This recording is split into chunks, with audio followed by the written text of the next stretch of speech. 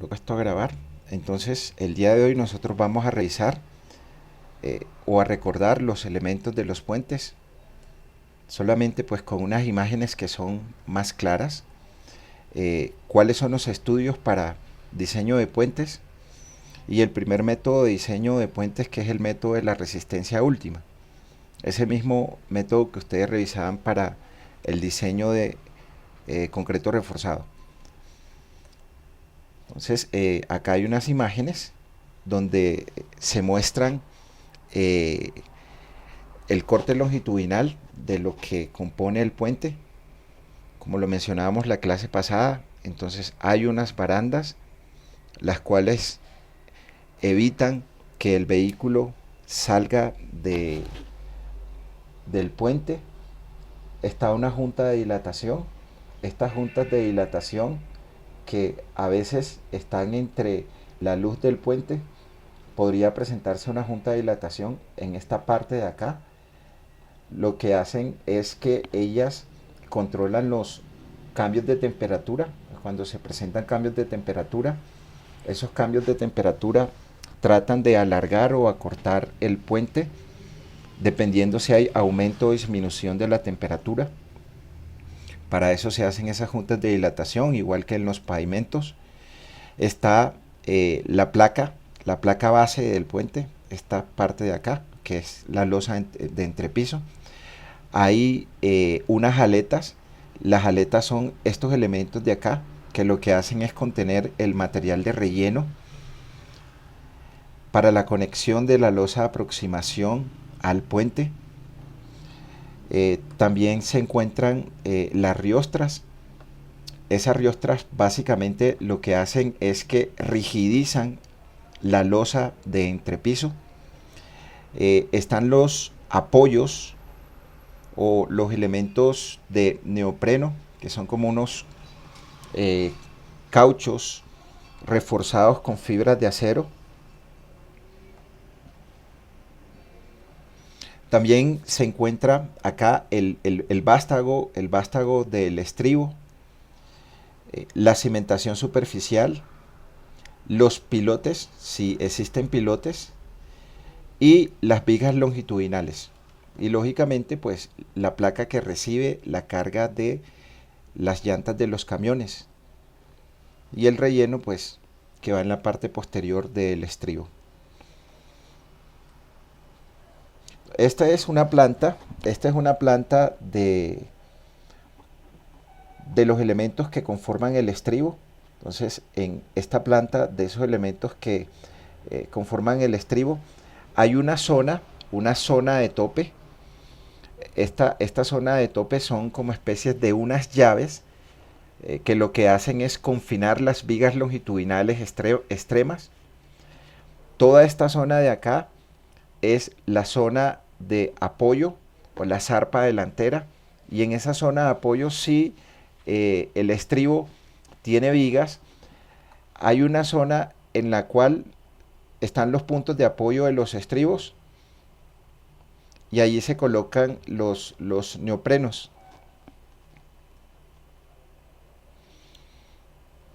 Esas zonas son las que van a recibir eh, la carga de las vigas si el sistema de la superestructura es viga losa. La zapata de la cimentación y las aletas, que pueden tener distintas formas, pueden ser totalmente rectas o pueden tener proyecciones con unas inclinaciones a ciertos grados. Este es el alzado del estribo. Ese alzado del estribo tiene su zapata si se requiere una cimentación superficial.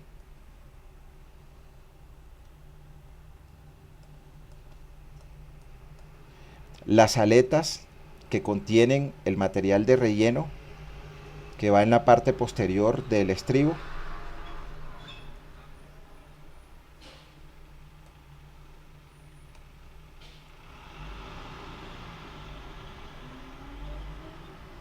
El tope, que es toda esta zona de acá, que contiene las vigas extremas, esta parte de acá.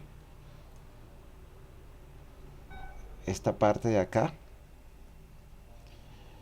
Los apoyos en neoprenos, que son esta zona de acá, los que reciben las vigas longitudinales.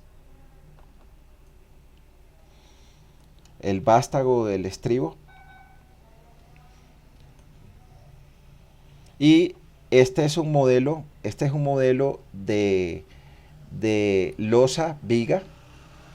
Entonces, en la losa se le coloca un bombeo para que se evacúen las aguas que llegan cuando se presenta la lluvia. Las respectivas barandas. Acá está el tope. Y las respectivas vigas. Si la estructura es de losa viga.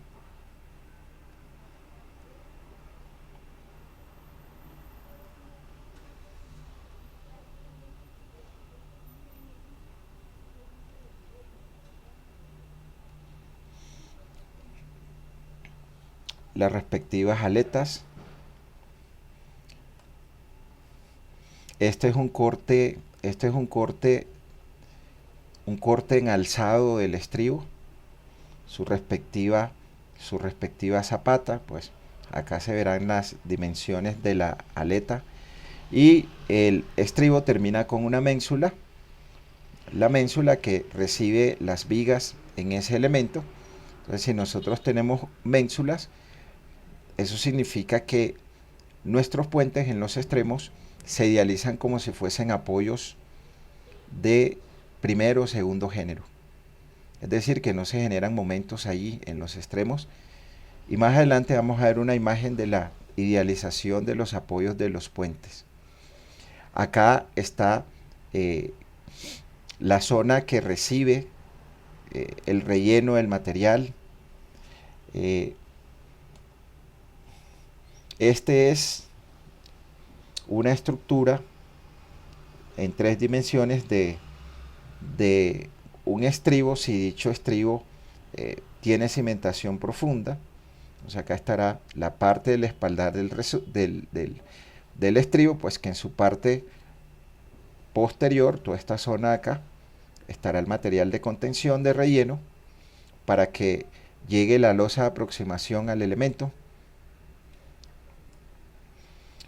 Los respectivos neoprenos, la caja del estribo, esta zona de acá, que recibe la carga del puente de la superestructura, la zapata superficial y los pilotes, que recibirán la carga de la zapata si se requiere.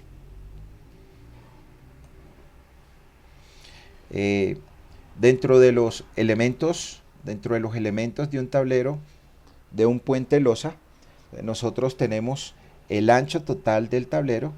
El ancho total del tablero es desde la distancia extrema a los bordes de la baranda.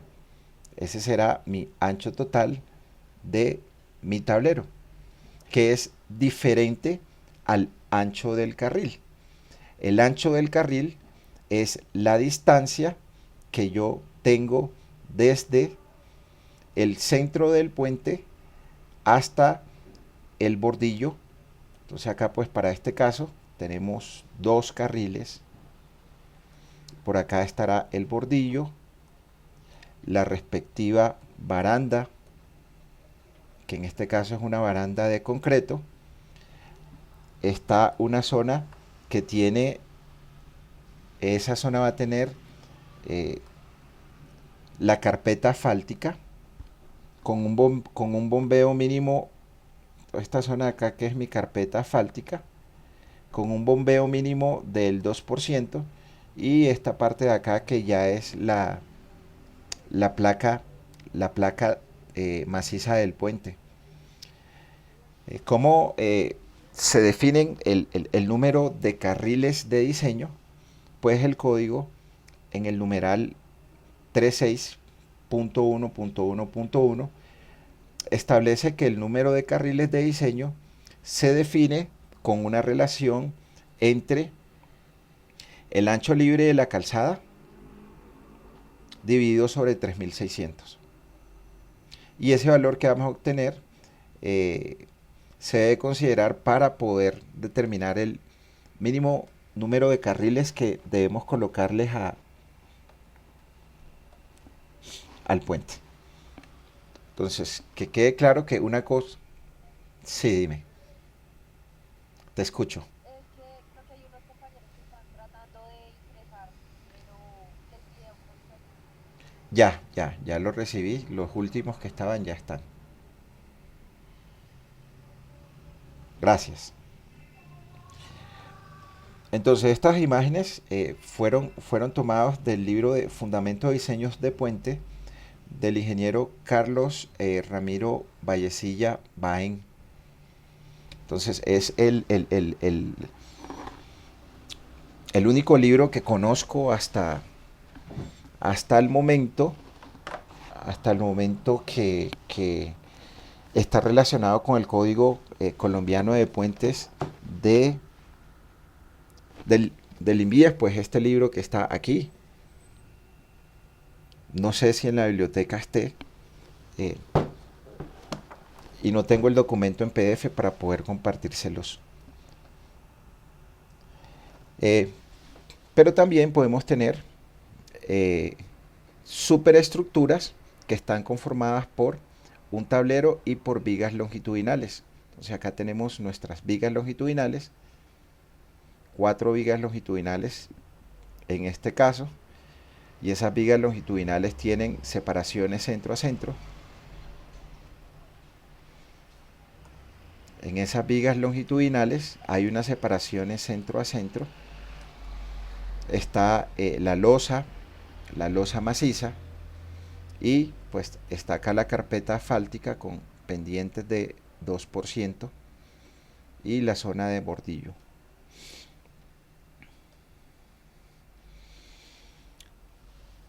Las riostras son los elementos perpendiculares a las vigas longitudinales.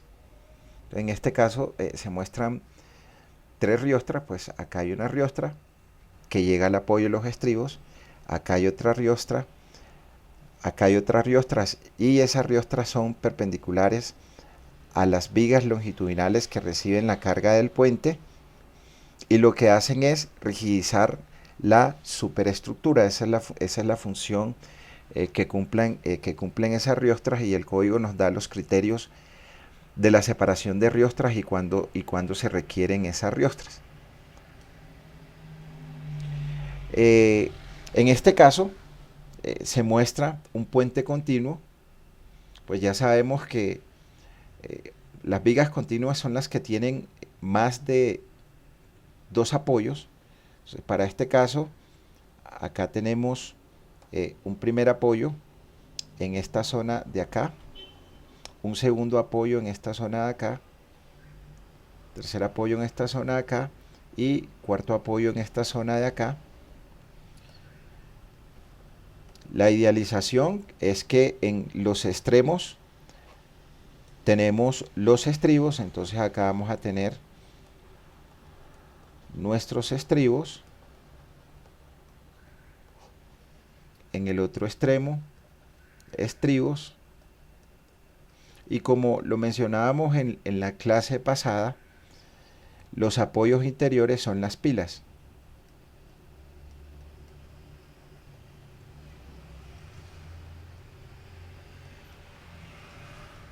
Entonces, para este caso, el número de riostras que se muestran acá, pues acá hay una riostra, 2, 3, 4, 5, 6. En esta planta, estos elementos son riostras.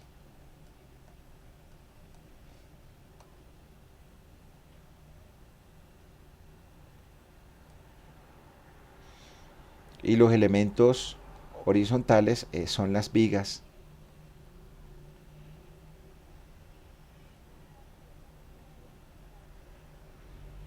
Los elementos horizontales que van a ser las vigas. Entonces acá tendremos vigas.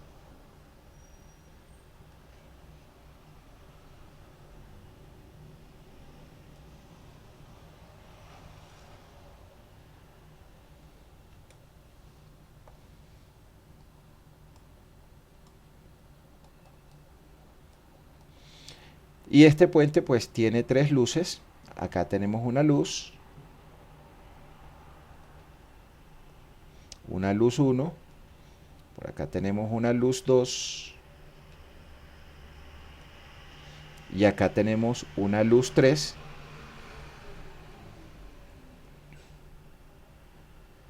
Y el concepto de luz es la distancia entre apoyos, ¿no?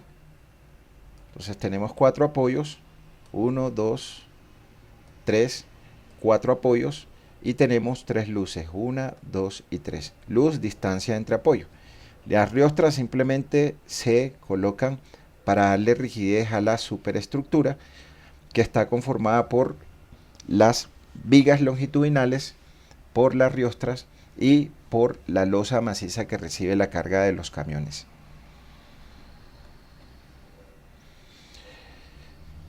Esta es la idealización de un puente con articulaciones. Entonces, una articulación simplemente es un elemento que recibe otro elemento y se deja caer. No se funde de manera monolítica, se amarra, y recordemos que en las articulaciones no se generan momentos. Entonces, donde están esos elementos, ahí no se van a generar momentos, solamente se van a generar fuerzas de corte. Entonces, este puente tiene este apoyo. Ese apoyo es el estribo, entonces los exteriores son los estribos. Acá en este otro extremo nosotros vamos a tener el segundo estribo. Y fíjense que la idealización es como apoyos de segundo género. No se generan momentos. En los apoyos interiores, pues igual que las vigas, la idealización son apoyos articulados. Entonces, en este apoyo de esta pila que está acá, en esta pila que está acá, están la idealización de apoyos articulados. Y en estos puntos donde simplemente cae el puente, esa parte del puente que se deja caer, allí se idealizan unas articulaciones, o sea que no se genera momento en esos elementos, en esas zonas. Entonces acá tenemos un puente de 4 luces, 3 luces, aquí tenemos una luz 1, la distancia que hay desde el estribo 1 al apoyo de la pila que está acá, hay una distancia o una luz 2 que tiene unas articulaciones, y la luz 3 hasta el otro apoyo que es el estribo. Entonces, esta es la idealización que nosotros vamos a tener en nuestros puentes.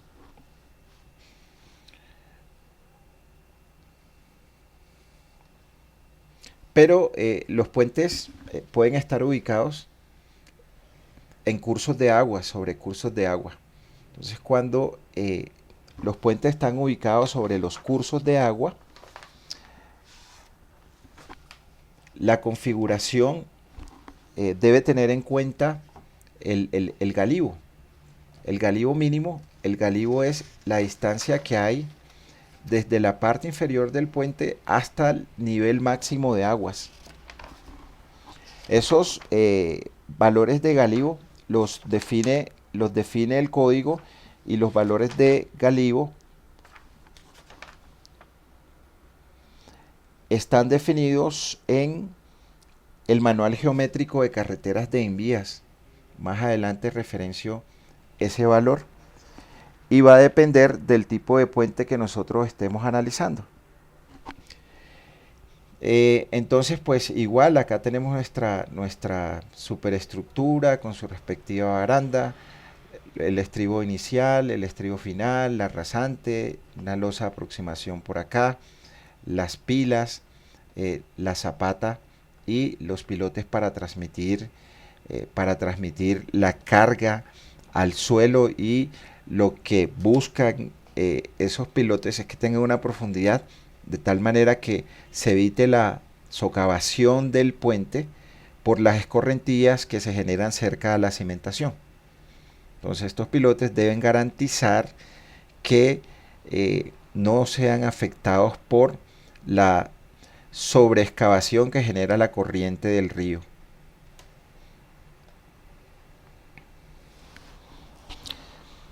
La clasificación de los puentes, pues lo habíamos mencionado en la clase pasada, tienen una clasificación según su función. Según su función, los puentes se clasifican como puentes peatonales, como puentes carreteros, como puentes ferroviarios, que recordemos que no están en el alcance del Código Colombiano de Puentes del 2014, puentes para acueductos, tampoco están en el alcance del código, o puentes para aviones en los aeropuertos. De acuerdo al tipo de material, nosotros tendremos los que mencionábamos. Nuestro código permite puentes en madera, también hay puentes en mampostería, esto no están al alcance del código, puentes en perfiles estructurales metálicos, puentes de sección compuesta, puentes de concreto armado, puentes de concreto preforzado. Hay otros materiales en fibra de vidrio, fibras de carbón, pero acá me faltó incluir uno, los puentes de aluminio, que están en el alcance del Código Colombiano de Puentes del 2014.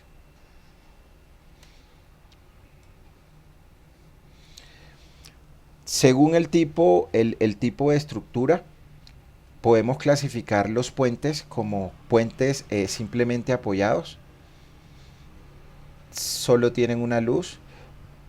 En una zona tenemos un estribo y en la otra zona tenemos el otro estribo. La idealización de los estribos, como lo mostraba en una de las filminas anteriores. Los puentes continuos, esos puentes continuos pues son puentes que tienen más de dos luces. Entonces idealizamos nuestro puente, un apoyo del estribo, por acá el apoyo de otro estribo, y acá en este punto interior estará mi pila. Entonces, tenemos más de dos luces, una luz 1, por acá tenemos una luz 2, y como siempre en los extremos están los estribos. Están los puentes de tramos múltiples, en cantilever o en voladizo, puentes en forma de arcos, puentes atirantados, puentes colgantes, puentes levadizos o basculantes, los pontones, que son alcantarillas, por decirlo de esa manera.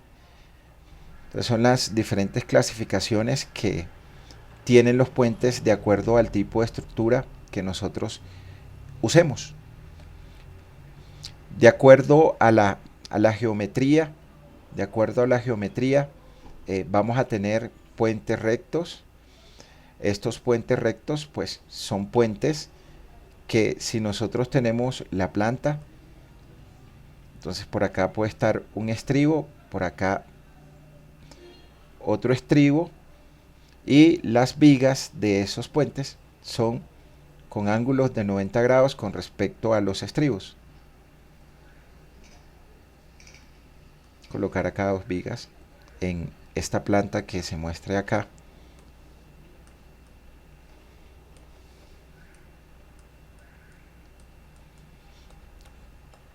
Planta de un puente recto. Entonces simplemente los ángulos que forman las vigas con respecto a los elementos de apoyo son ángulos rectos. Están los puentes viajados. Los puentes viajados son puentes que sus apoyos tienen una inclinación con respecto a las vigas. Entonces es como si nosotros tuviéramos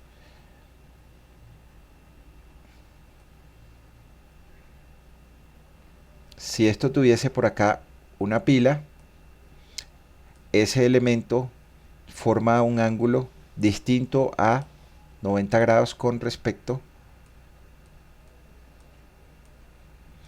a las vigas longitudinales. Y los puentes curvos, pues, que en la planta son curvos.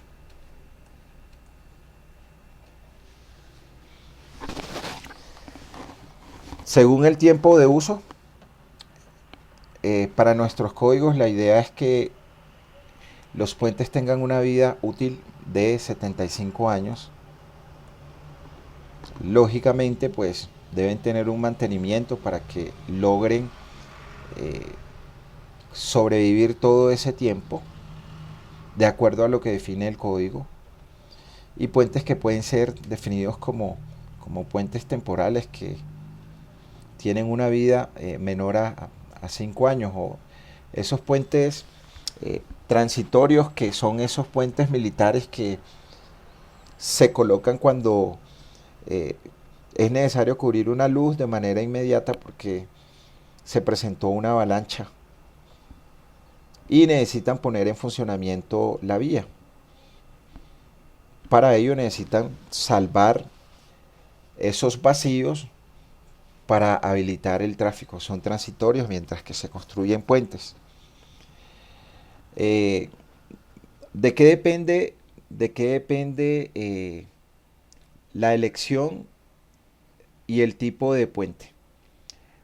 Esa elección y el tipo de puente va a depender de diferentes factores que se deben estudiar previo a realizar el diseño de ese puente.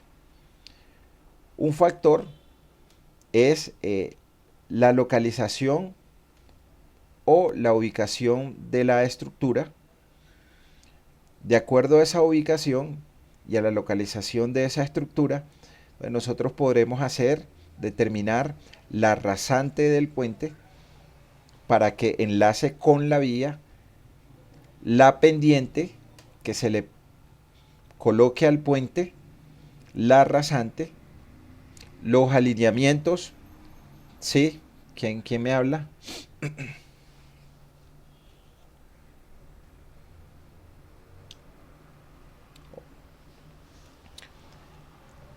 Entonces, el tipo de puente,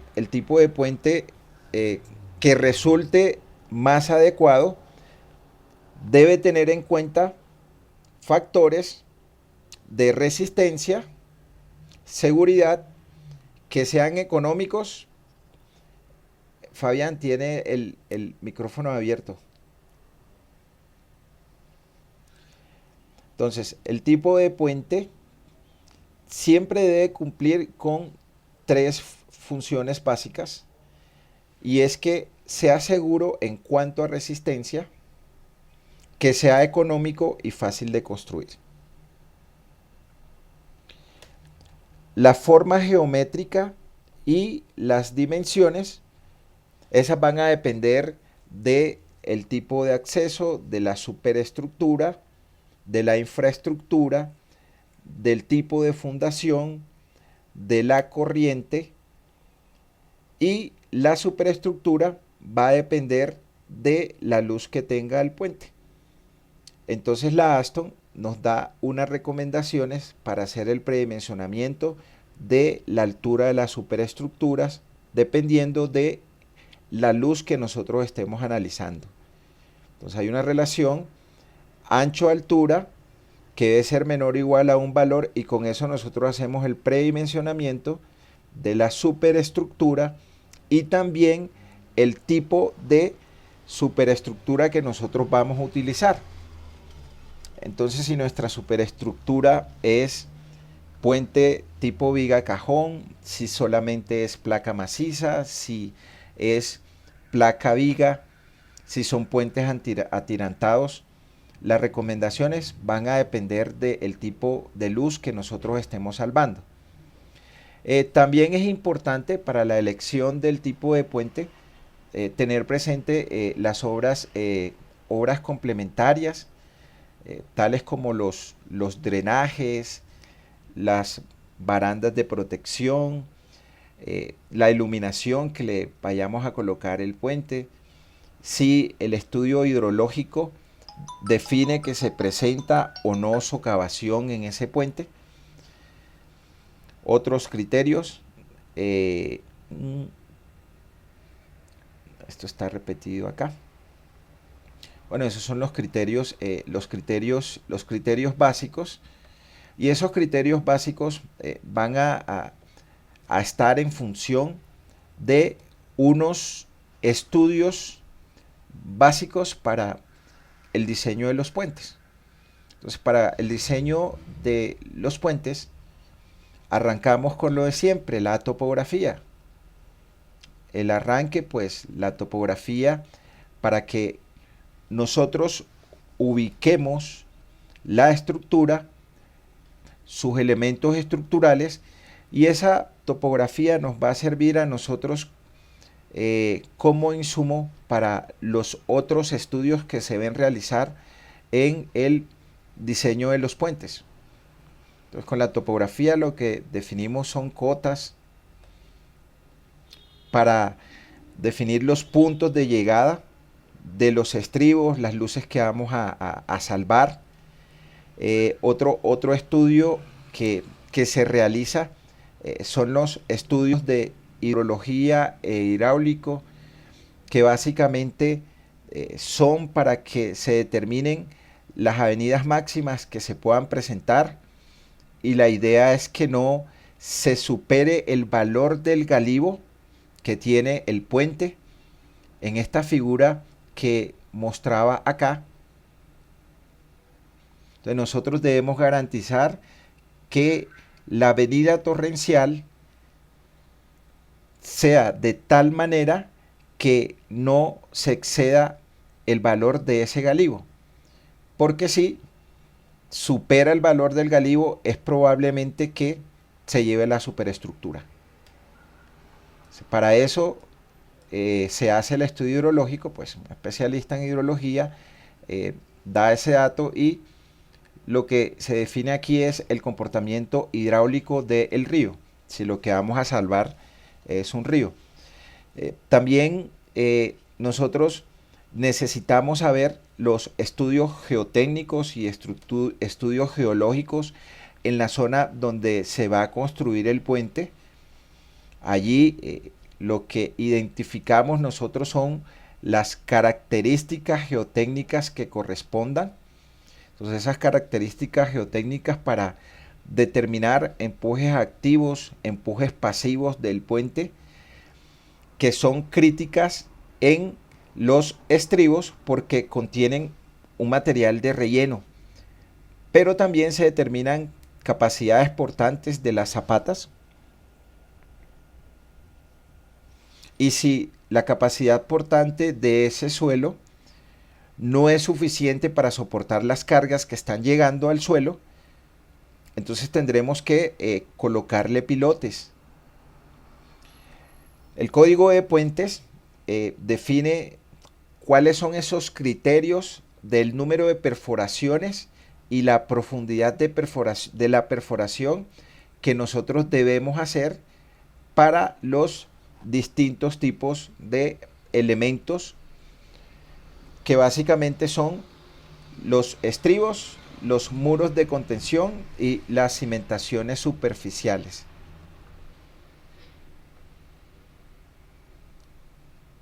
Entonces, en la tabla 10.4.2.1 del Código Colombiano de Puentes se definen el número de puntos y la profundidad de excavación que se debe realizar para los muros de contención, para cimentaciones superficiales o para cimentaciones profundas. Generalmente esos criterios son suministrados por un geotecnista. También debemos conocer si es un estudio avanzado, el estudio de riesgo sísmico, eso para determinar los espectros de respuesta del suelo. y poder determinar la fuerza sísmica que se transmite a las pilas y a los estribos.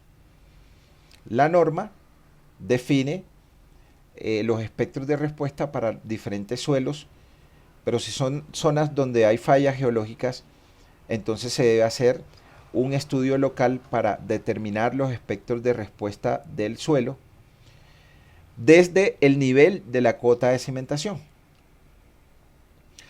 Los estudios de impacto ambiental, estos sí son importantes, y lo que buscan estos estudios es que la zona no tenga afectaciones ambientales, mitigar los efectos de esos estudios.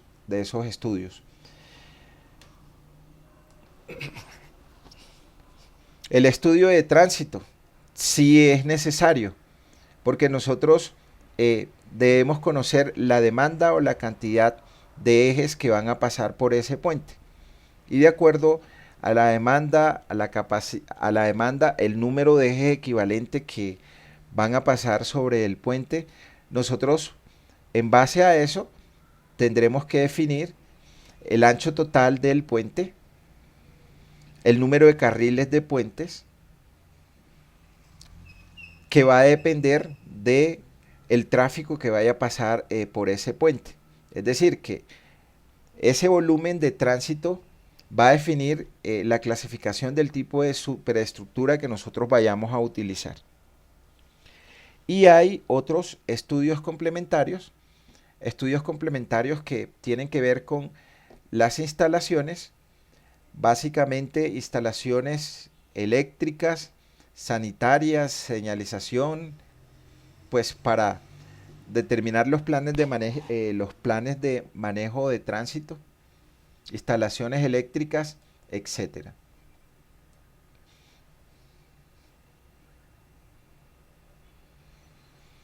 Bueno, ahí voy como rápido porque todo esto es cháchara.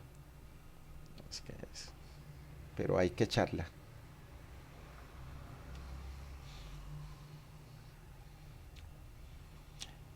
Otro estudio, pues, es el estudio geométrico, en el cual lo que se define es el enlace entre el puente y la ubicación con una carretera existente. Y que muchas veces no se hace, es el estudio de factibilidad o anteproyecto para determinar cuál es la alternativa económica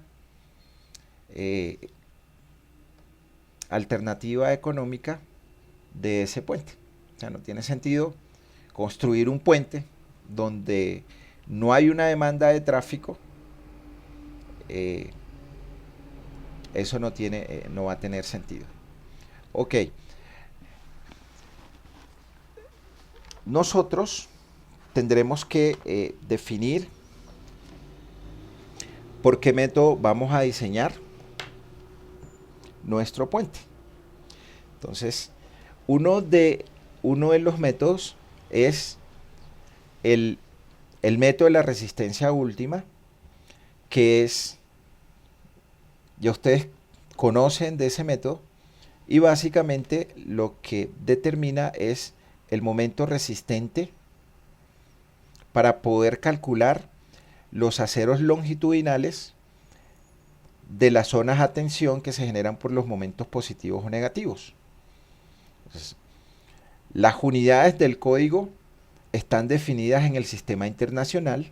Entonces, ese momento nominal que nosotros calculamos está en unidades del sistema internacional, kilonewton por metros, y ese momento nominal debe estar multiplicado por un factor de reducción de resistencia que el artículo 5.5.4.2 lo define igual al del concreto reforzado de la NSR10.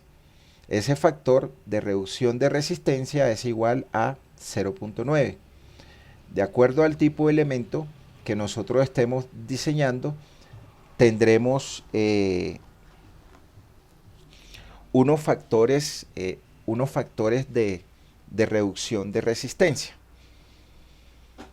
Y como siempre, la condición que se cumple, resistencia o capacidad,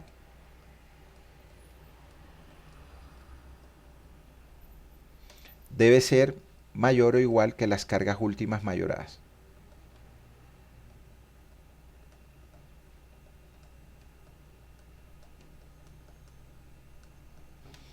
Estas de la derecha, que salen de mayorar las cargas de servicio que actúan en el puente. Esta de la izquierda, que es multiplicar la resistencia nominal a la flexión por factores de disminución de resistencia. Se disminuye la resistencia, se mayoran las cargas.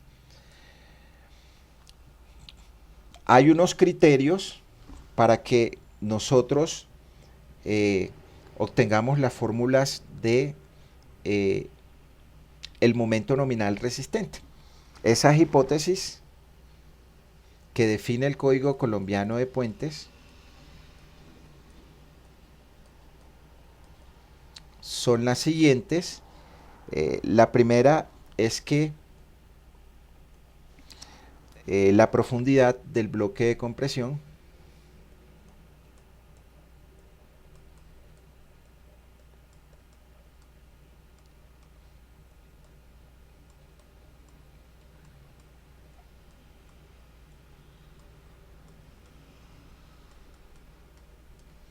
que se define como A, esa profundidad del bloque de compresión es igual a una constante C multiplicada por beta 1. Y en esa zona de la profundidad de el bloque de compresión, la distribución de los esfuerzos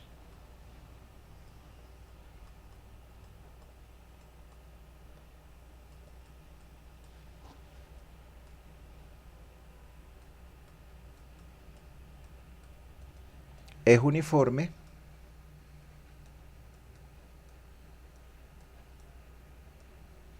y tienen una equivalencia al 85% de la resistencia a la compresión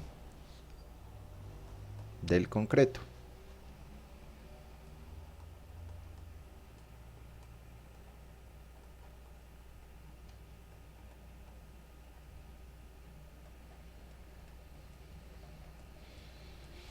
Primera hipótesis. La segunda hipótesis, bueno, acá este valor de beta 1 tiene la misma condición que de concreto, tiene diferentes valores, entonces es de 0.85 si la resistencia a la compresión del concreto es menor o igual de 280 kilogramos fuerza sobre centímetros cuadrados. Baja a razón de 70 kilogramos fuerza por centímetros cuadrados cuando aumenta cada 70 kilogramos fuerza. Es decir que una segunda condición es que ese valor de beta 1 es igual a 0.85 menos 0.05 por F' sub C menos 280 sobre 70. Y este F' sub C acá se introduce en kilogramos fuerza sobre centímetros cuadrados. Eso sucede cuando tenemos valores mayores de 280 kilogramos fuerza sobre centímetros cuadrados hasta 560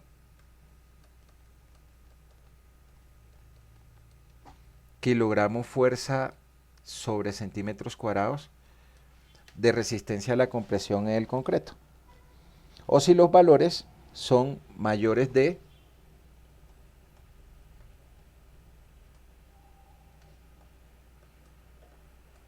560 kilogramos fuerza sobre centímetros cuadrados,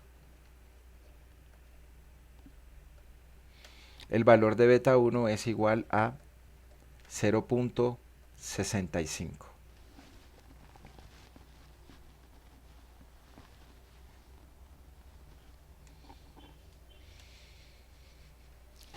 Eso que se describe ahí básicamente es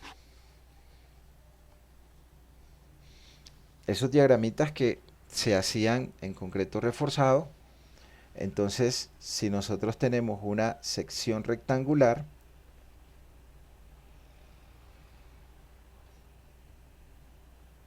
de concreto reforzado, entonces esa sección rectangular va a tener un ancho,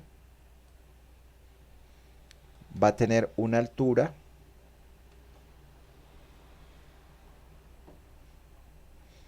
y va a tener una zona en la cual nosotros vamos a tener un área de acero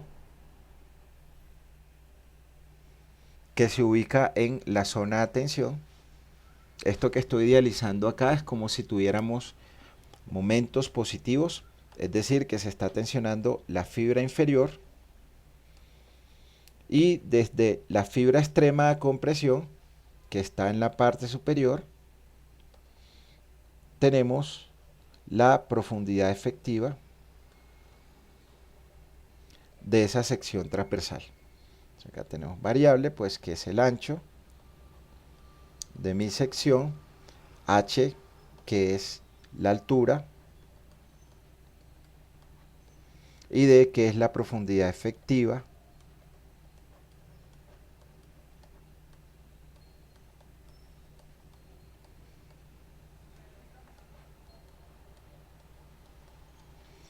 que esa profundidad efectiva ya nosotros sabemos por el curso de concretos que es la distancia de la fibra extrema de compresión al centro de gravedad del área de acero colocado. La distribución de los esfuerzos de la fibra extrema de compresión y la zona de tensión del acero tiene una distribución lineal. O sea, acá tendremos las deformaciones unitarias o el diagrama de deformaciones unitarias. Ese diagrama de deformaciones unitarias va a tener una deformación unitaria del acero, del concreto, y va a tener una deformación unitaria del acero. Entonces, acá en la parte superior tendremos nuestra deformación unitaria del concreto y en la parte inferior tendremos la deformación unitaria de fluencia del acero. Ese esquema es el diagrama de deformaciones unitarias.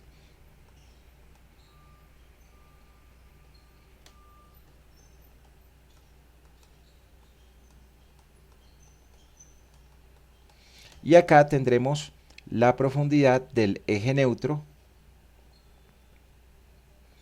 o el punto de transición de los esfuerzos a compresión y a tensión que se generan por flexión. El diagrama de distribución de esfuerzos, para el diagrama de distribución de esfuerzos, entonces en ese diagrama de distribución de esfuerzos, aquí tendremos la distribución de los esfuerzos y acá va a estar mi bloque de compresión. Entonces los esfuerzos tienen una distribución uniforme de 0.85 F' sub C.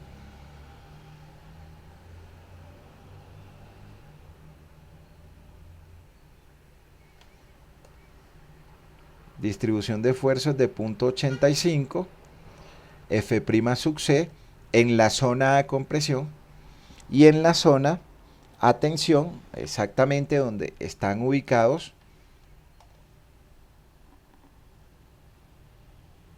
los aceros que están trabajando a tensión. Acá vamos a tener un esfuerzo que va a ser el esfuerzo de fluencia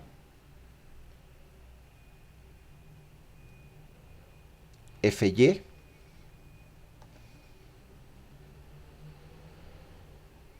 de las barras de acero. Entonces acá nosotros vamos a tener allí FY.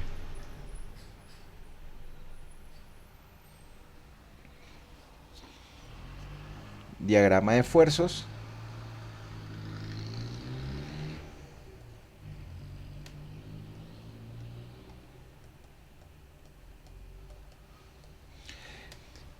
Y ahora hacemos el diagrama de fuerzas. Entonces acá para el diagrama de fuerzas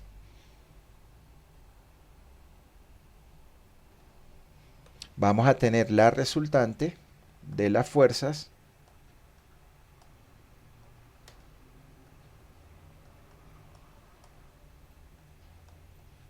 entonces vamos a tener en el centro de gravedad de la distribución de los esfuerzos nuestra resultante de compresión y por acá vamos a tener nuestra resultante de tensión. Entonces tendremos acá la resultante de la fuerza de tensión y acá tendremos la resultante de la fuerza de compresión. ¿Dónde actúa esa resultante de compresión? Pues actúa en el centro de gravedad de la distribución de los esfuerzos. Lo cual quiere decir que esto actúa a medios la distancia que tenemos de aquí hasta acá. Entonces, acá vamos a tener de menos a medios. Recuerden que acá tenemos nuestra profundidad efectiva. Entonces, si mi fuerza de compresión actúa en esta zona a medios, vamos a tener la distancia entre los pares, que simplemente es a toda esa altura descontarle la distancia a medios en donde actúa el centro de gravedad de esa fuerza. Entonces, si nosotros deseamos calcular la resultante a compresión, entonces mi resultante a compresión, esta va a ser igual, entonces hasta dónde actúa esa resultante a compresión, mi resultante a compresión me actúa en esta zona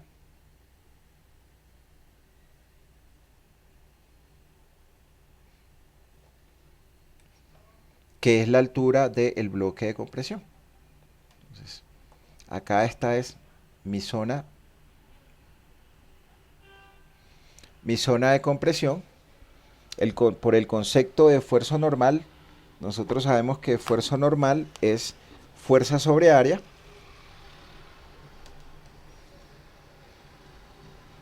Esfuerzo normal que es fuerza sobre área. Entonces tendremos que la fuerza es igual al esfuerzo multiplicado por el área. En este caso el esfuerzo es 0.85 de F' sub C, distribución uniforme. La resultante de compresión será entonces 0.85 multiplicado por F' sub C y el área donde está actuando el elemento es esta zona de acá que tiene una altura A y que tiene un ancho B. Entonces, esta altura A es la profundidad del bloque de compresión, no la había colocado acá.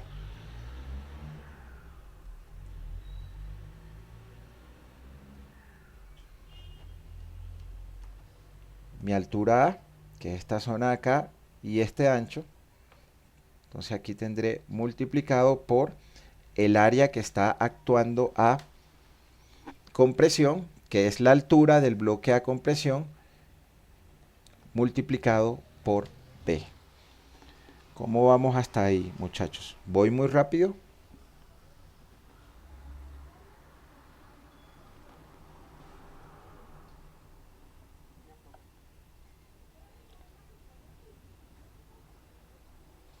Ok. La resultante de atención, pues igual lo mismo. Entonces, el esfuerzo que se genera es el esfuerzo de fluencia, esfuerzo mínimo de 4200 kilogramos fuerza sobre centímetros cuadrados, y eso lo multiplico por el área. ¿Cuál área? El área de las barras, AS.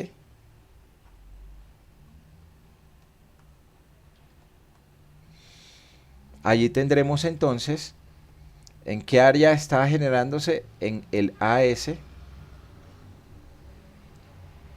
y qué esfuerzo tiene el esfuerzo de fluencia. Acabo de escribir variables. AS es área de acero longitudinal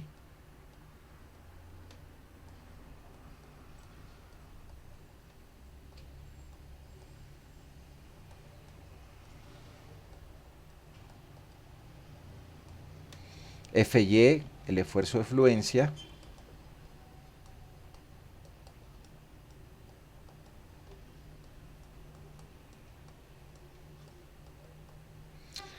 T, resultante de la fuerza de tensión,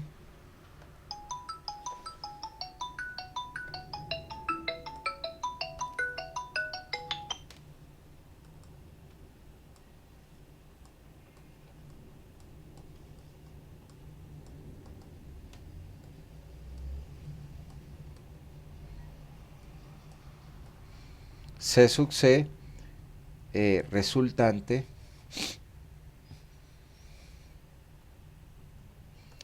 de la fuerza de compresión.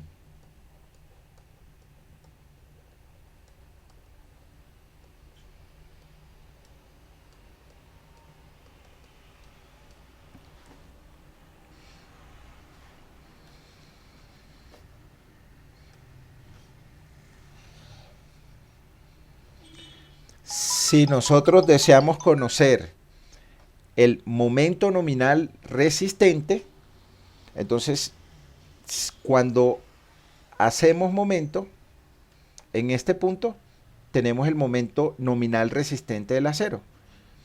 Y recordemos que momento es el brazo, que es la distancia de D menos A medios, multiplicado por la fuerza de tensión, y ahí nosotros tenemos momento nominal resistente, que será igual a la resultante de tensión multiplicado por el brazo. Ese brazo es la profundidad efectiva menos A medios. Ese será nuestro momento nominal resistente del acero. Digamos acá momento nominal resistente del acero.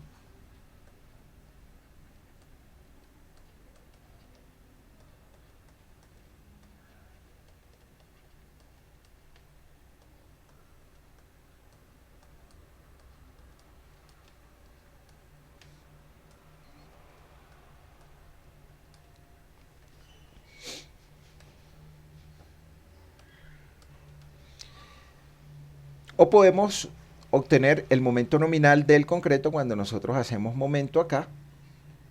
Entonces simplemente ese momento nominal del concreto va a ser igual a la resultante de la fuerza de compresión multiplicado por el brazo, que es D menos A medios.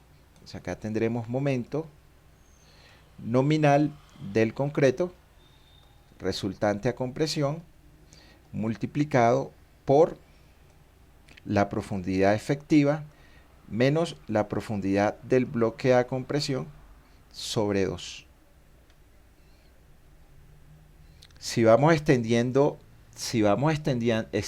variables, entonces acá vamos a tener la resultante de tensión. Esa resultante de tensión es el área de acero colocada en la zona de tensión multiplicado por el esfuerzo de fluencia. Es decir, que ahí nosotros vamos a tener que AS multiplicado por FY multiplicado por el brazo, que es D menos A medios. Pero ahora nosotros necesitamos conocer cuánto es la profundidad del bloque a compresión. Entonces, esa profundidad del bloque a compresión la podemos determinar del equilibrio de fuerzas. Si una fuerza actúa en un sentido, la de compresión, la otra actúa en otro sentido, significa que por el equilibrio de fuerzas, la resultante a compresión debe ser igual a la resultante a tensión. Igualamos esos valores y obtenemos de ese despeje la profundidad del bloque a compresión para reemplazarlo acá en esta fórmula. Podríamos decir entonces que del equilibrio de fuerzas internas, la sumatoria de fuerzas en X es igual a 0. Entonces tenemos dos fuerzas, una de compresión que va hacia la izquierda, una de tensión que va hacia la derecha,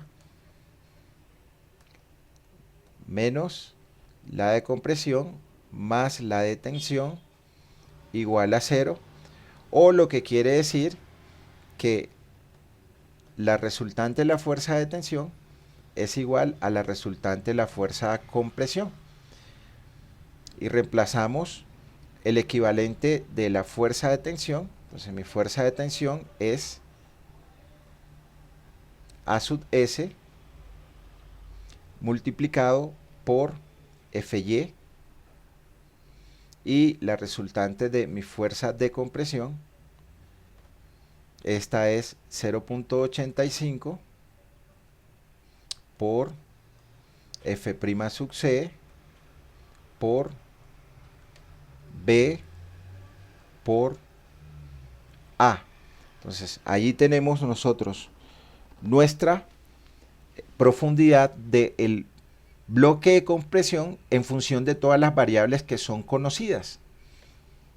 Área de acero, que es valor conocido, esfuerzo de fluencia 4200, punto 85 multiplicado por F', la resistencia del concreto, por el ancho de la sección rectangular. Entonces nuestro bloque de compresión lo podemos calcular como A sub S multiplicado por Fy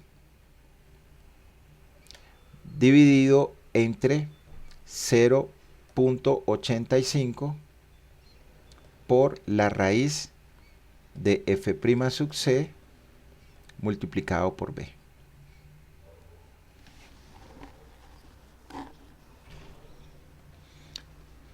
Y tengamos presente por acá que la profundidad del bloque a compresión es igual a C multiplicado por beta 1, y que este beta 1 depende de la resistencia a la compresión del concreto.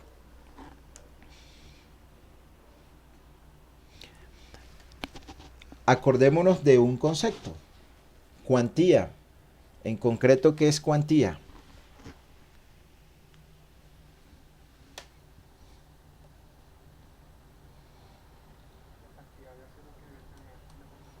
Correcto, eso es cuantía. La cantidad de acero o un porcentaje del área total de la sección que está trabajando. Entonces, cuantía es un porcentaje del acero que actúa en la zona B por D. Esa es cuantía. Entonces, podremos expresar nosotros el área de acero en función de la cuantía. Y esa cuantía tiene unos valores mínimos y unos valores máximos que se le debe colocar al concreto reforzado. Entonces, si despejamos el A sub S, nos quedará entonces que el A sub S es igual a la cuantía multiplicado por B multiplicado por D. ¿Cómo vamos hasta ahí?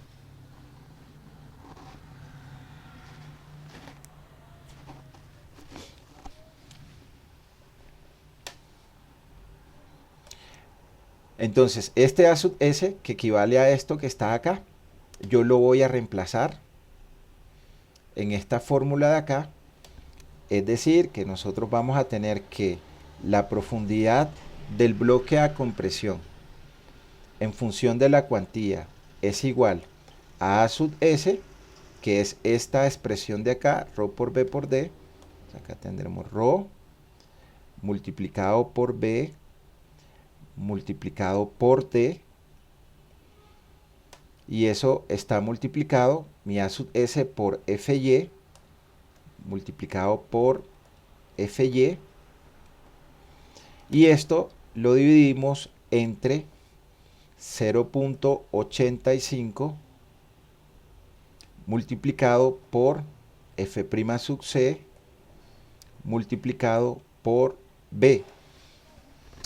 Es decir, que ya aquí tenemos la profundidad del bloque de compresión en función de la cuantía. Y vamos cancelando variables, entonces acá se nos cancelan estas variables que están acá, lo cual significa que la profundidad del bloque de compresión en función de la cuantía A es igual a ρ multiplicado por D multiplicado por FY dividido entre 0.85 por F' sub C.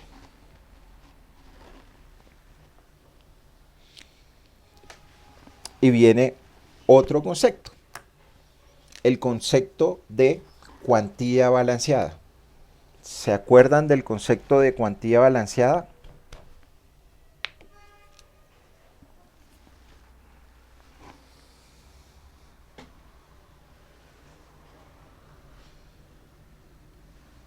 Entonces, la cuantía balanceada es cuando la deformación unitaria del concreto alcanza una deformación unitaria de 0.003 y el acero alcanza una deformación unitaria de fluencia.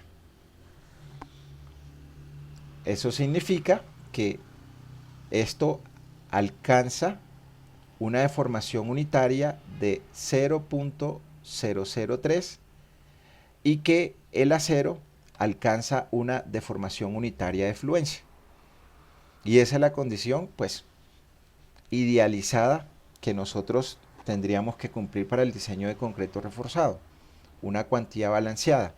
Entonces, si se alcanza una cuantía balanceada, aquí tendremos un C balanceado. Y podemos tener una relación de triángulos entre las deformaciones unitarias.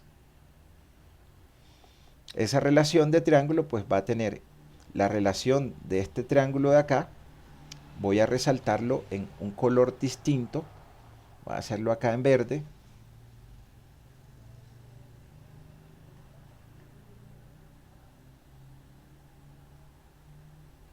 Para hallar la relación de ese triángulo verde con el triángulo azul que está en la parte de aquí abajo. Entonces, deformación unitaria de 0.003 es ACB.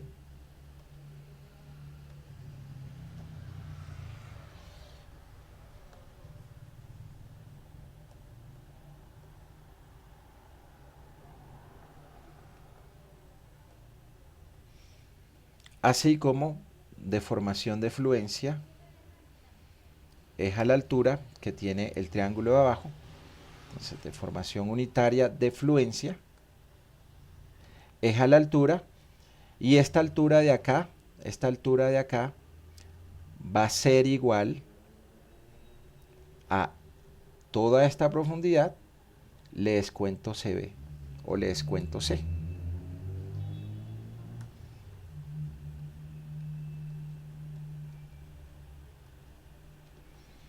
Hasta ahí, ¿cómo vamos, muchachos?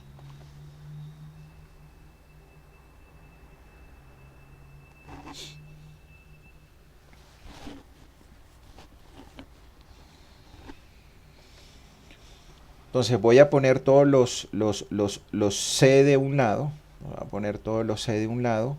Esto que está acá lo voy a mandar a multiplicar acá, y esto que está acá lo voy a mandar a multiplicar acá. Es decir, que de allí nos va a quedar de allí nos va a quedar que 0.003 multiplicado por D menos CB es igual a deformación de fluencia multiplicado por CB. Entonces, simplemente esto que está dividiendo lo pasamos acá, y esto que está dividiendo lo pasamos acá, y extendemos este término de aquí, y allí nos va a quedar 0.003 multiplicado por D menos 0.003 multiplicado por CB, y eso va a ser igual a mi deformación unitaria de fluencia multiplicado por CB. Y voy a poner todos los CB de un lado, o sea que este que está restando acá lo va a pasar de este lado a sumar. Por ende, allí nos va a quedar que 0.003 multiplicado por D es igual a deformación unitaria de fluencia multiplicado por CB. Esta expresión de acá que está restando, la paso para acá a sumar, más 0.003 multiplicado por CB. Y de la expresión de la derecha hay un factor común que es CB, y hallo el valor de CB. Lo cual significa que acá tendremos 0.003 multiplicado por D va a ser igual, saco este factor común del CB, entonces acá tendremos que el CB multiplicado por deformación unitaria de fluencia más 0.003, y esto que está acá multiplicando va a pasar de este lado a dividir. Entonces la profundidad balanceada CB va a ser igual a 0.003 dividido entre la deformación unitaria de fluencia más 0.003.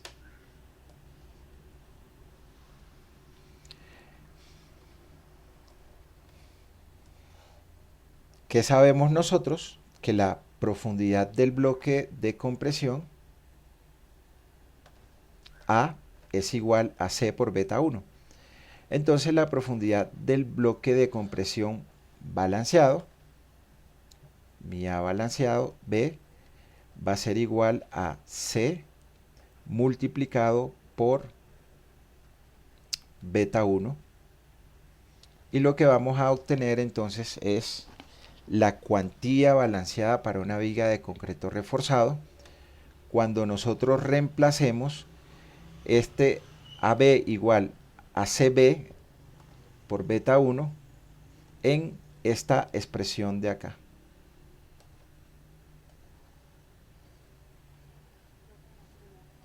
Sí.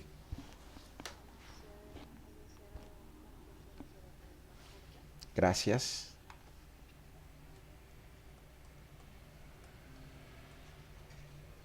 Entonces, esta expresión de acá la vamos a poner como profundidad balanceada, o sea, simplemente vamos a reemplazar acá donde está esta A, bloque de compresión balanceado, esta expresión de acá.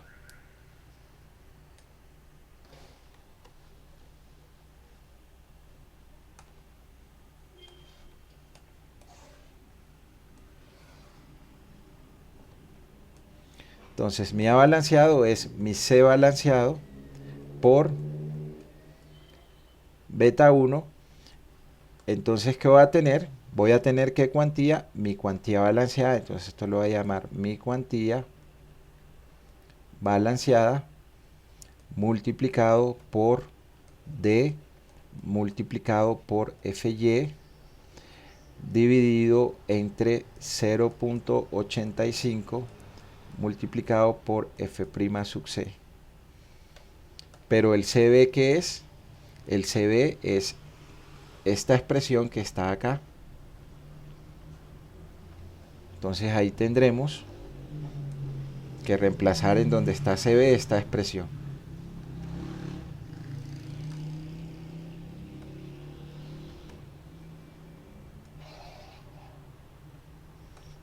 Entonces reemplazamos el CB,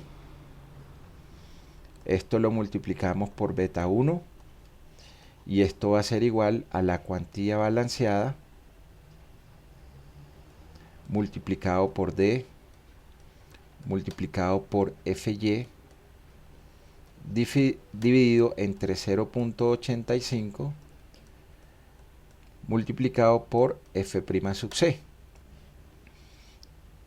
Cancelamos los términos iguales, este D de acá y este D de acá, y lo que nos va a quedar a nosotros es la cuantía balanceada, que es esa misma cuantía balanceada que revisamos en concreto. O sea, cuantía balanceada va a ser igual a 0.003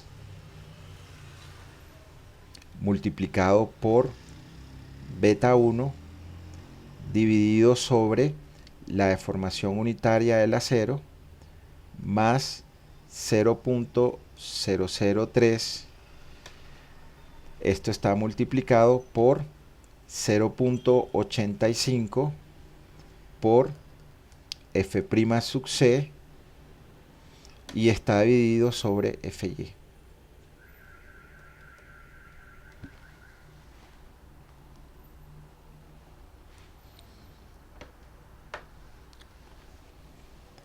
¿Para qué definimos nosotros esa cuantía balanceada?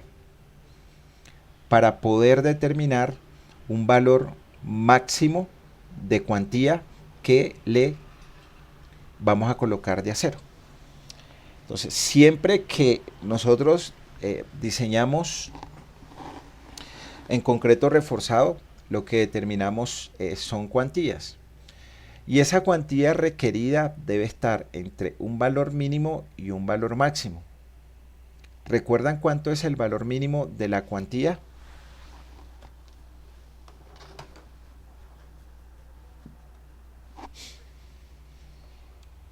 Entonces el código define que la cuantía mínima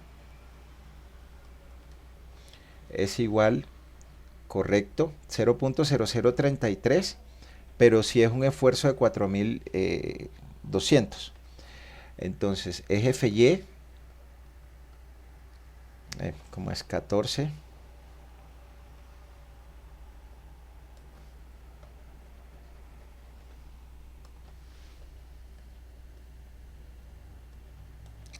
sobre FY.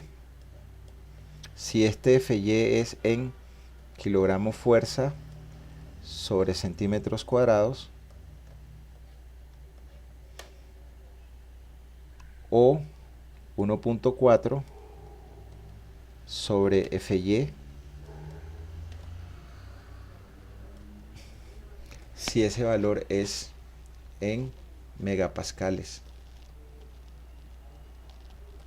Y la cuantía máxima es igual al 72% de la cuantía balanceada. Y recordemos lo de siempre en concretos, que nuestra cuantía requerida debe ser menor o igual que la cuantía máxima y debe ser menor o igual que la cuantía mínima.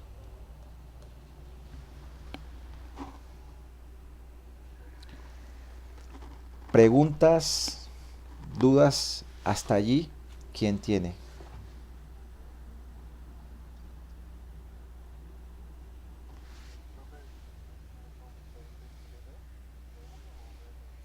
¿Cuál? Beta, beta uno. Este. Este. Beta uno, sí. Es un valor que depende de la resistencia a la compresión del concreto, menor o igual que 280.85, entre 280 y 560 kilogramos fuerza sobre centímetros cuadrados, disminuye a razón de 0.05 cada vez que aumenta 70 kilogramos fuerza sobre centímetros cuadrados, o si es mayor de 560 tiene un valor de 0.65.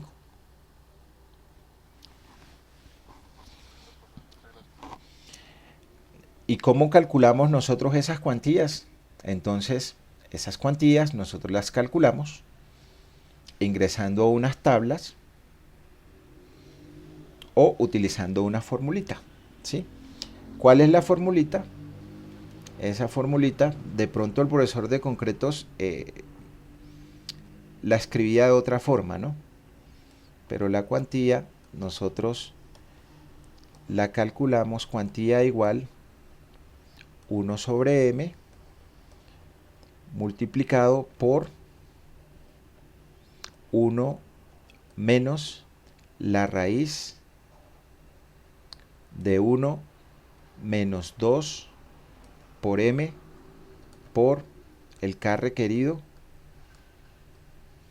dividido sobre 0.9 multiplicado por FY. Y en esta fórmula el M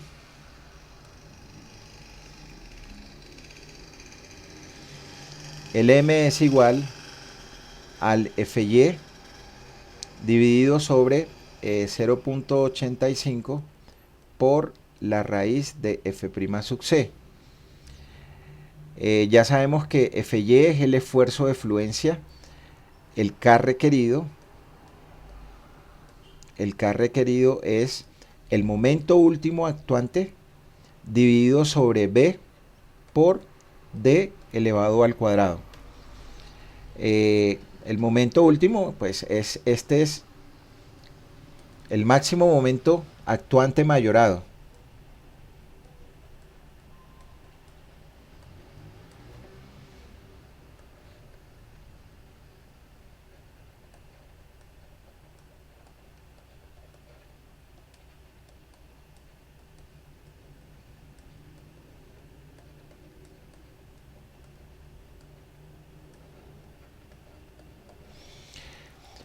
El D va a depender del recubrimiento, que tenga la viga, y es esta distancia que hay desde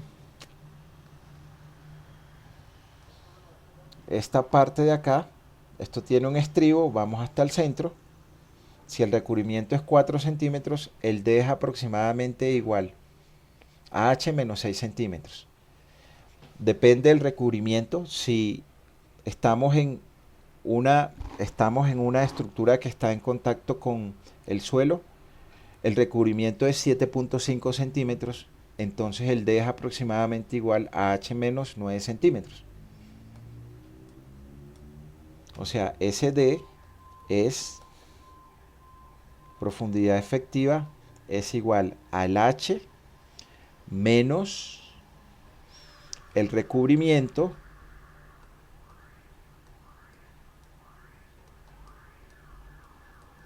menos el diámetro de la barra, el diámetro del estribo, menos, esto es estribo,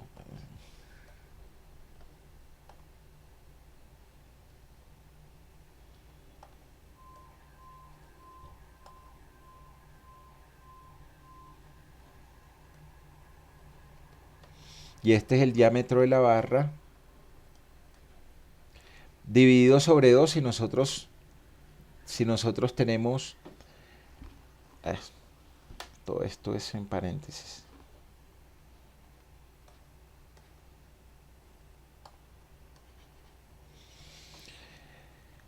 Dividido sobre el diámetro de la barra si solamente tenemos una línea de ceros.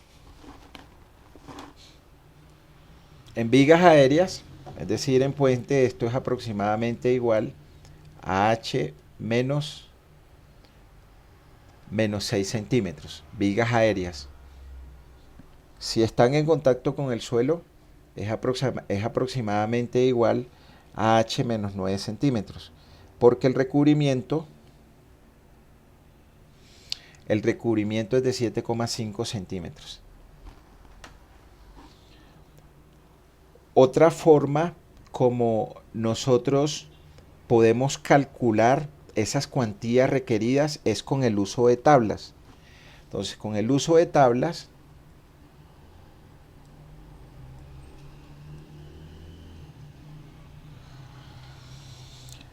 para esas tablas nosotros debemos conocer el esfuerzo a la fluencia y la resistencia a la compresión del concreto. Entonces, nosotros teníamos que el momento nominal del acero, esa formulita la habíamos escrito por acá en alguna parte,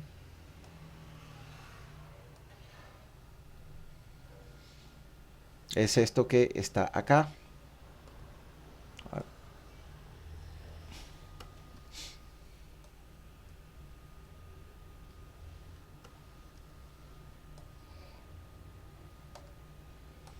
Entonces, ese es mi momento nominal del acero.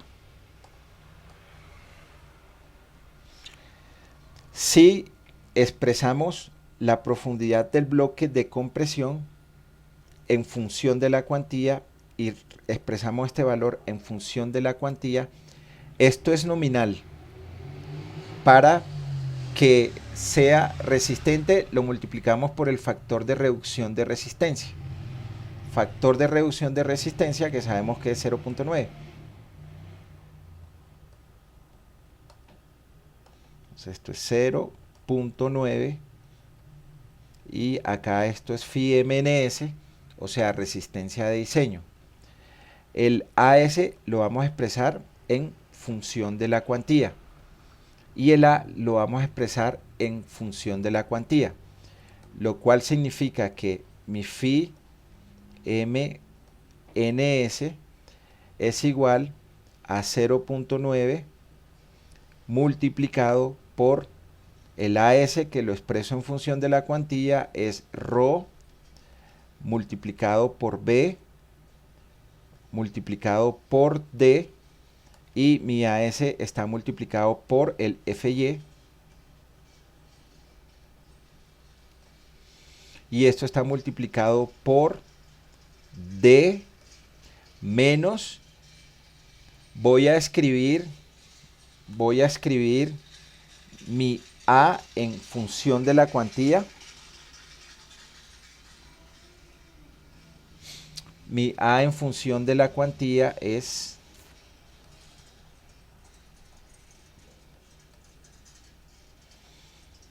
esta expresión que está acá.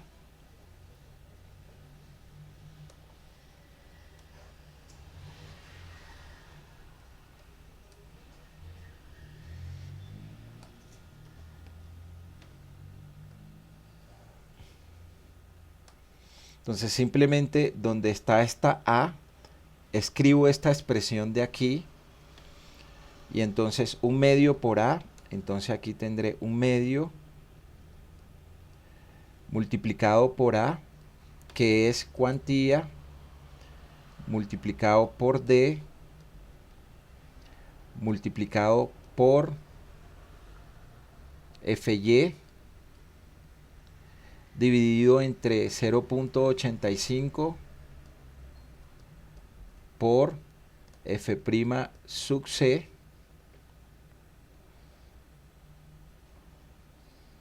y acá saco un factor común que es D. Fíjense, acá hay un D y aquí hay un D, o sea que saco un factor común de todo este paréntesis de acá, este D y este D, y va a estar multiplicado por este D que está aquí afuera.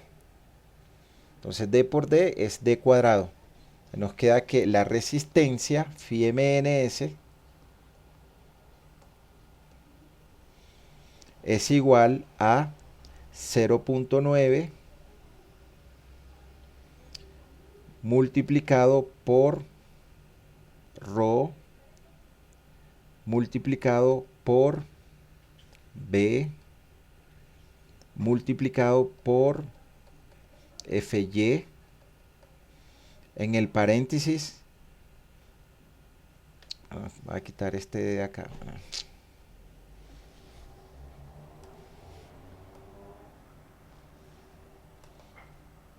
Entonces 0,9 cuantía Fy por el paréntesis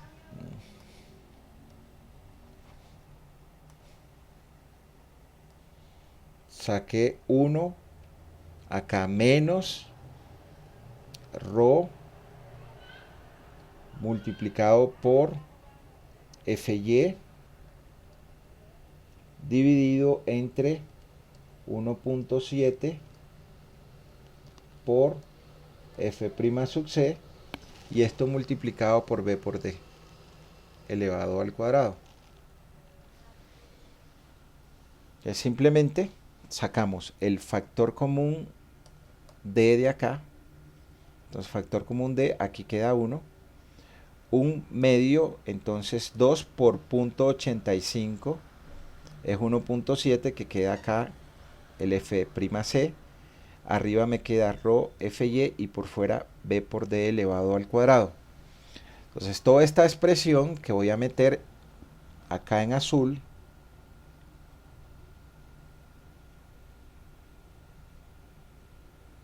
se llama K mayúscula, resistente.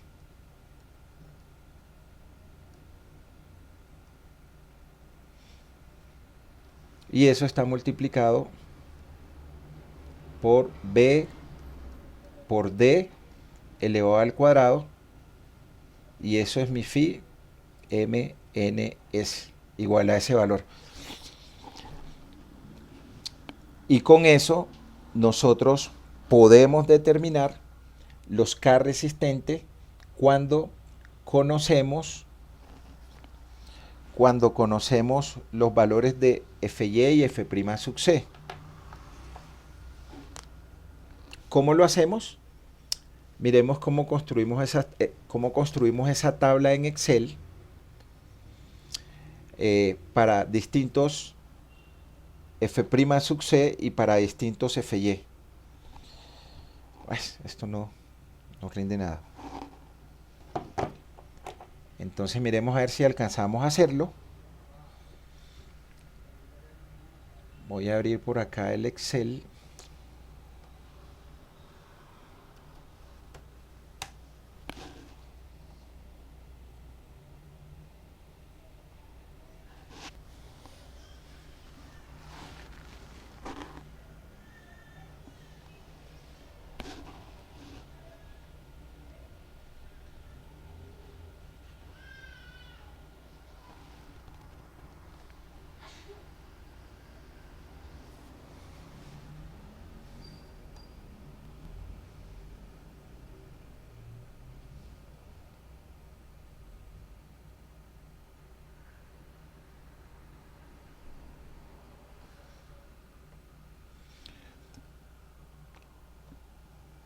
Simplemente acá nosotros debemos conocer el F'C. Vamos a darle un valor, por ejemplo, 21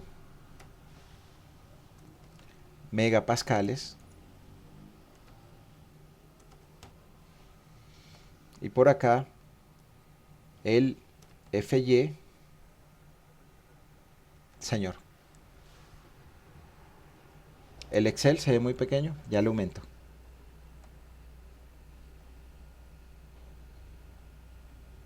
Ok, ya es mejor.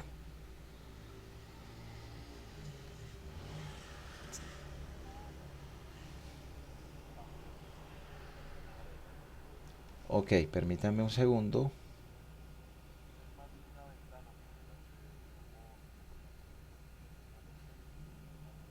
Ah, ok. Ok, entonces permítanme un segundo acá y hago una cosa. Voy a llevarme esta formulita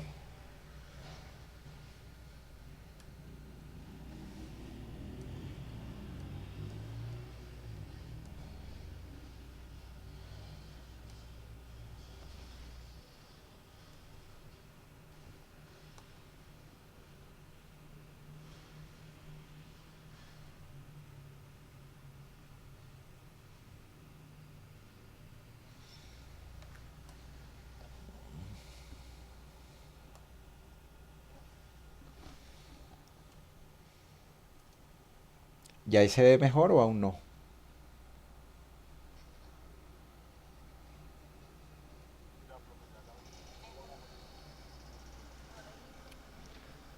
Listo, perfecto. Entonces, acá me traje esto para formularlo. Ya vamos a terminar. Entonces, digamos que el FI es de 420 megapascales. Y en esta primera fila yo voy a colocar cuantía y acá voy a colocar K resistente. Entonces yo acá comienzo a darle valores a cuantía. Debería ser desde la cuantía mínima hasta mi valor de cuantía máxima. Entonces 0.001, 0.002, 0.003. Aquí voy a colocar el valor de mi cuantía mínima. Entonces aquí digo mi cuantía mínima es más, recordemos que es 1.4 entre el esfuerzo de fluencia en megapascales. 0.0033. O sea, de ahí en adelante hasta el valor de cuantía máxima son las cuantías que nosotros podemos colocar. Si calculamos la cuantía y la cuantía es menor que la cuantía mínima, colocamos la cuantía mínima. Porque si colocamos un valor menor a la cuantía mínima, el elemento de concreto se nos va a fisurar. Luego acá continuamos con más valores. 0.004, 0.005, coloco un 0 de más, 0.006,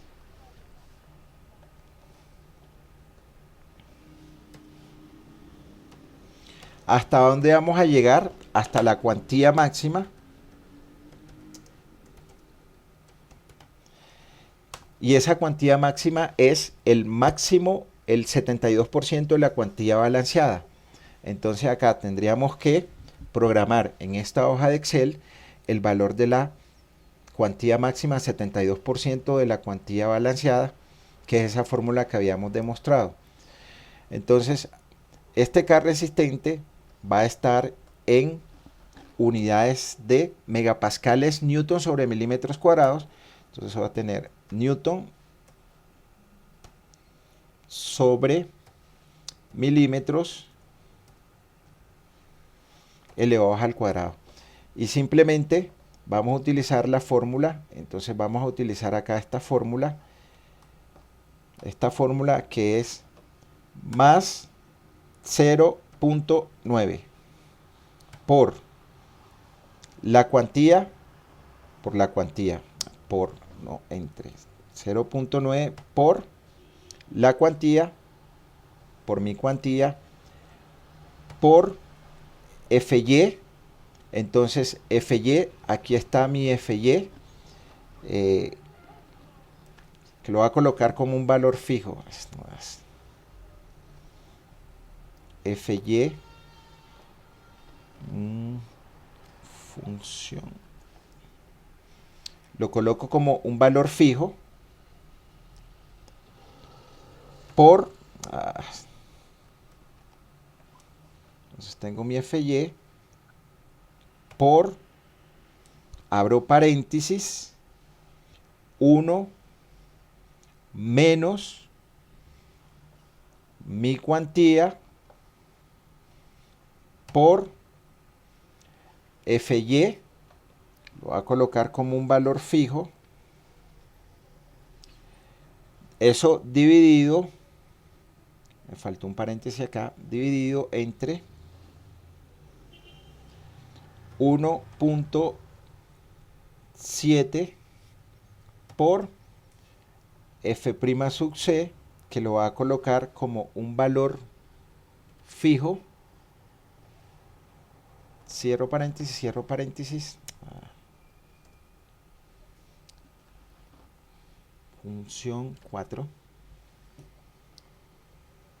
esto acá, cierro paréntesis, Cierro paréntesis y por acá me faltó un paréntesis.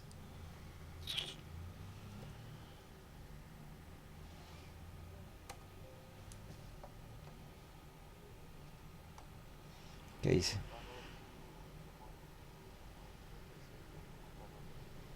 Ah, ok, listo.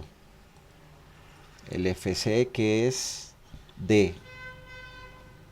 Gracias.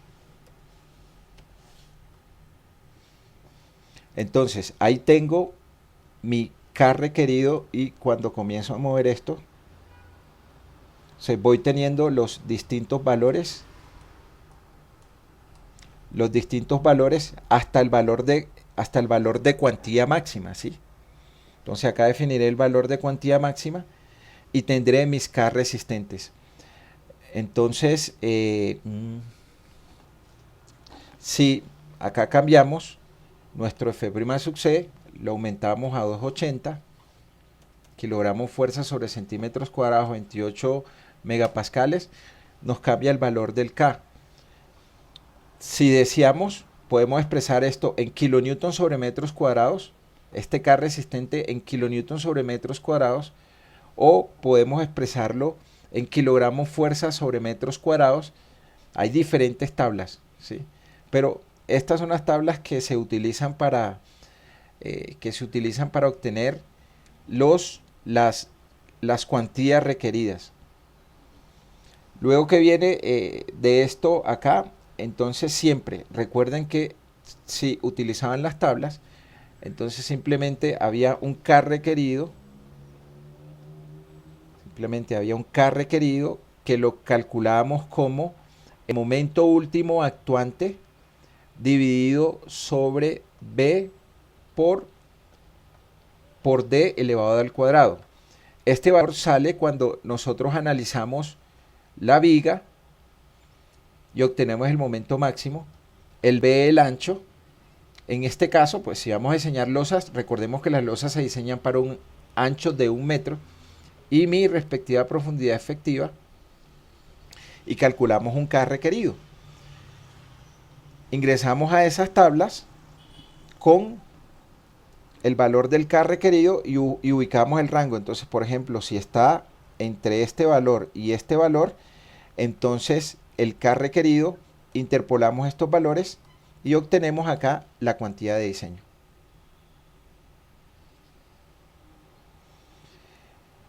Yo les comparto esas tablas, pero es importante saber de dónde salen, ¿no?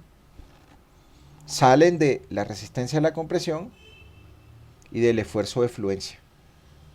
Y con eso tenemos unos K resistentes, y si hay un K requerido, ingresamos y obtenemos de esas tablas la cuantía. Entonces podemos obtener esas cuantías por la fórmula, o podemos tener esa cuantía con las tablas, o solucionando una ecuación cuadrática, que bueno, no voy a entrar a esa ecuación pues para no alargar el tema.